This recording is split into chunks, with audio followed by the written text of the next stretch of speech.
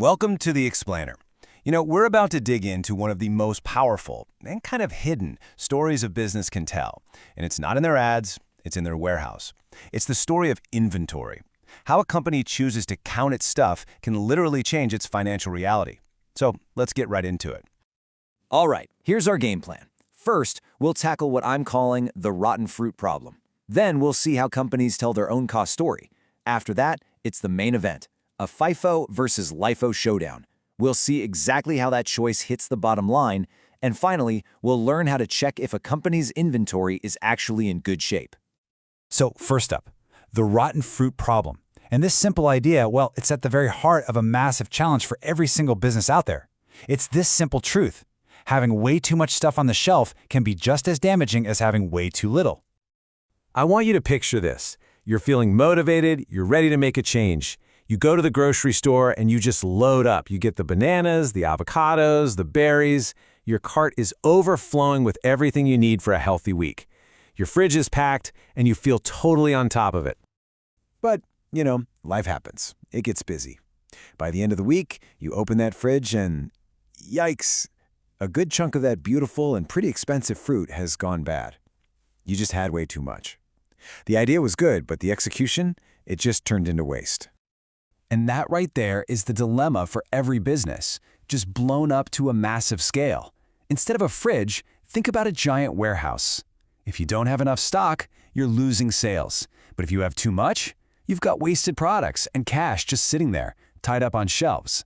So how on earth do they account for all of it? Well, that leads us right into our next section, telling your cost story. Because here's the thing, every single item a company buys or makes has to end up in one of only two places. The logic here is actually, beautifully simple. You start with what you already have. You add all the new stuff you buy, and that becomes your total pool of goods available for sale. So at the end of the year, anything that isn't left sitting in your ending inventory, well, it must have been sold. It's a fundamental equation, but it is the foundation for absolutely everything that follows. Now that sold bucket gets a special name, cost of goods sold, or as you'll always hear it, COGS. And this is not just some boring accounting term. It is a massive expense that gets subtracted directly from a company's revenue. So getting this number right, or telling the right story with it, is absolutely crucial because it directly shapes how profitable that company looks to the outside world. And right here is where our story gets really interesting. Let's say a company buys the same GPS tracker in January for $21. But by July, because of inflation or supply issues, the price has shot up to $27. So when they sell one, which cost do they use? The old cheap one? The new expensive one? Their choice right here is going to change everything. This brings us to the main event, what I like to call the FIFO versus LIFO showdown. These are the two competing philosophies, the two different stories companies can use to answer that very question. Okay, first up is FIFO. That stands for first in, first out. It assumes you sell your oldest inventory first. And this one is super intuitive, right? It's just like a grocery store putting the milk with the soonest expiration date at the front of the shelf. You sell the stuff that came in first. Makes sense. Then you've got LIFO, last in, first out. This assumes you sell your newest inventory first. Now, physically, this almost never makes sense. I mean, you would not sell the fresh bananas and let the old ones sit there and rot. But, and this is the absolute key, remember, we are talking about the flow of costs, not the physical flow of the goods. It's an accounting method. It's a way of telling the story. So with FIFO, your cost of goods sold is based on those older, often cheaper costs. Meanwhile, the inventory left on your balance sheet is valued at more current prices. LIFO does the complete opposite. It matches your recent sales with your most recent costs, which actually gives you a more current look at your profit margins.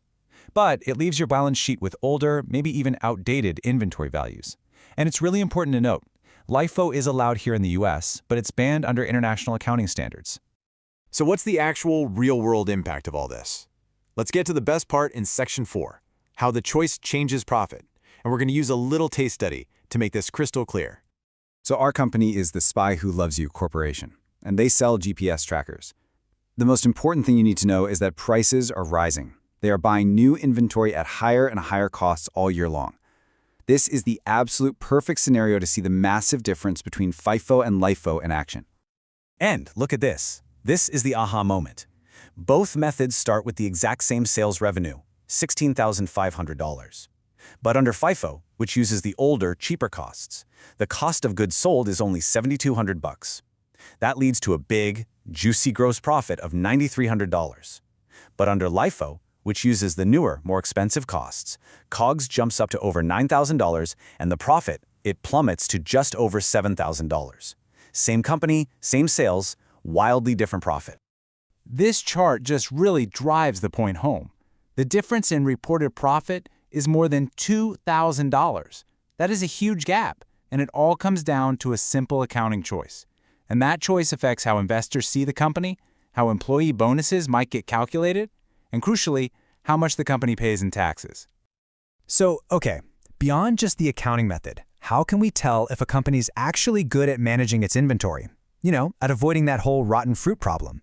Well, that brings us to our final section. Is the inventory healthy? And we can use two really simple ratios to figure it out. The first tool we have is the inventory turnover ratio. So imagine a popular restaurant that sells and then replaces its entire fridge worth of food every 2 days. That's incredibly high turnover. This ratio measures that exact same idea for any business. How many times do you sell through your entire stock in a given year? A higher number is usually a fantastic sign. It means products are just flying off the shelves. Our second tool kind of flips this idea around. It's called Days Sales in Inventory. And this answers a really simple question. If the company stopped buying any new stock today, how many days would it take to sell out completely? If the answer is, say, 30 days, that's probably pretty good. If it's 300 days, well, you might have a serious rotten fruit problem on your hands. A lower number is almost always better because it means cash isn't just sitting there, stuck in unsold goods. So, why does any of this matter to you? Because this stuff is not just for accountants. If you're a manager, this affects your strategy every day. If you're an investor, it directly impacts the profit number you're being shown. And really, for anyone who's just curious about business, it pulls back the curtain and reveals that financial statements aren't just cold, hard facts, they are carefully constructed stories. And that brings us to the final, fundamental conflict. When prices are going up, a company has a choice. Do they use FIFO to report a huge profit and really impress Wall Street? Or do they use LIFO, report a smaller profit, and maybe save millions on their tax bill? It's a strategic choice between looking good and saving money. And now you know exactly how to spot which story they've chosen to tell.